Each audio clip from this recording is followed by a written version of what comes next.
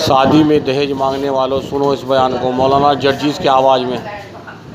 आज के बाद जो भी दहेज मांगे समझ लेना वो कुत्ता है, और लड़की का बाप जिसको उसकी डिमांड के मुताबिक दे समझ लेना कि बाप उस कुत्ते के सामने हड्डियां डाल रहा है। आज के इस जलसे के बाद देखेंगे कितने कुत्ते हैं और कितनी हड्डियों का मुतालबा करते हैं। कितनी लड़कियां आज दहेज न होने की वजह से बैठी हुई हैं, जहेज न होने की वजह से आत्महत्याएं कर लेती हैं। आयशा को याद करो, अहमदाबाद की साबरमती जेल में डुबकी लगाने वाली और कूद जाने वाली उस आयशा को याद करो। कलकत्ता की उस लड़की को याद करो, सलीम की उस बेटी को जिसने हैदराबाद के अंदर बिना जहेज के शादी कर ले जाने वाले उस आदमी ने हैदराबाद के अंदर 20,000 रुपए में बेच दिया था। और वो लड़की दरिंदों का शिकार होकर पंखे पे लटक जाती है और फांसी के तख्ते पे लटकते हुए अपने बाप के नाम एक लेटर दे जाती है कि अब्बू, क्या मैं तुम्हारे ऊपर इतनी बोझल हो चुकी थी, इतनी भारी हो गई थी कि लड़के की हकीकत भी तलाश नहीं की आपने, और जिसने बगैर जहेज के शादी करना चाहा आपने फट से उसको मेरा हाथ पकड़ा दिया और आपने उसके माँ बाप का पता भी नहीं लगाया। मैं लुट चुकी हूं, मैं बर्बाद हो चुकी हूं। अब मैं अपनी असली शक्ल आपको और आप अपनी माँ को और अपने भाइयों को नहीं दिखाना चाहती। हाँ, मेरी एक छोटी बहन जरूर है फातिमा, मैं उसको घर छोड़ कर आई हूं। आए अब्बू जान, उसके लिए एक नसीहत करती हूं आपको। ये जुमले सुनने के लायक हैं। उसने जो लेटर में लिखा था, और वो लेटर आज भी कलकत्ता में सलीम के पास मौजूद है।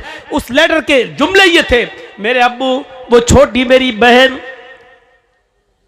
फातिमा नाम की मेरी बहन, अब्बू जान उसको छोड़ के आई हूं। ऐसा ना हो कि उसको भी ये दिन देखना पड़े जो आज मुझे देखना पड़ रहा है। हैदराबाद की होटल में 20,000 रुपए में मैं नीलाम कर दी गई और दरिंदों ने मेरी इज्जत और आबरू को छलनी छलनी कर दिया। मैं अब भाग कर आपको और अपनी माँ को और अपने भाइयों को अपना नापाक चेहरा दिखाने के लायक नहीं रही हूँ, इसलिए मैंने मर जाना बेहतर समझा। हाँ अब्बू जान, मैं अपनी छोटी बहन फातिमा के लिए एक नसीहत कर रही हूँ। उसके बड़ा होने से पहले आप इतना कमा लेना, आप इतनी मेहनत कर लेना, आप इतना जहेज इकट्ठा कर लेना कि जो कुत्ता जितनी हड्डियां मांगे उस कुत्ते के सामने उतनी हड्डियां डाल देना, ताकि मेरी बहन को वो दिन न देखना पड़े जो आज मुझे देखना पड़ रहा है। हैदराबाद में खुदकुशी करके मरने वाली कलकत्ता की उस जमीला ने दहेज मांगने वालों को कुत्ता कहा है और उस दहेज को हड्डी कहा है कि जो कुत्ता जितनी हड्डियां मांगे उस कुत्ते के सामने उतनी हड्डियां डाल देना। आज के इस जलसे के बाद देखेंगे कितने कुत्ते हैं और कितनी हड्डियों का मुतालबा करते हैं।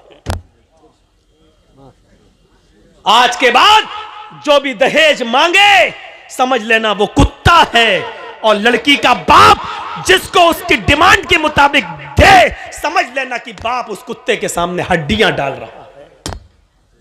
कह दिया मैंने जो कहना था, चाहे अमीर की बेटी हो, चौधरी की हो, सरमायाकार की हो, एमएलए की हो, एमपी की हो, कोई भी हो, ये मेरी कुर्सी है, ये मेरी अमानत है, मैं इसमें खयानत नहीं करना चाहता। जो सच्चाई थी वो मैंने बयान कर दिया है।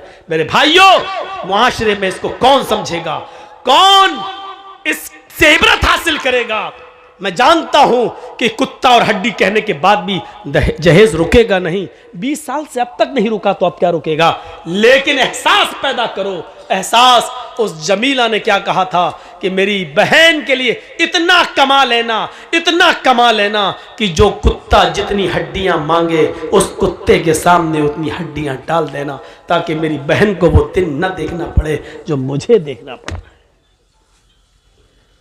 यहां अंधेरा था। मोहम्मद अंधिकारम, मोहम्मद आएंगे अंधिकारम नाशम, अंधेरे को नाश कर देंगे। मोहम्मद आएंगे अंधेरे को नाश कर देंगे। उवाच भूप्रति प्रेमणा माया मद विशारदा तब देवो महाराज मम दसत्वमा गीता मर्मोच्छिष्ट समंजियाते तथा तत्पश्य भो नृप इति श्रुत्वा तथा दृष्टा परम विस्मय मागिता चतुर्विभ्रात्र में देव कर्ष्यामि कलक्ष्यम भवन्तो बांधवा देवा स्वासेना उत्रश्यता शरम श्रुधारी सदूषका उच्चलापी लिंगच्छेदीन सर्वक्षो मतो मम्मा मुस्लिने संस्कारा।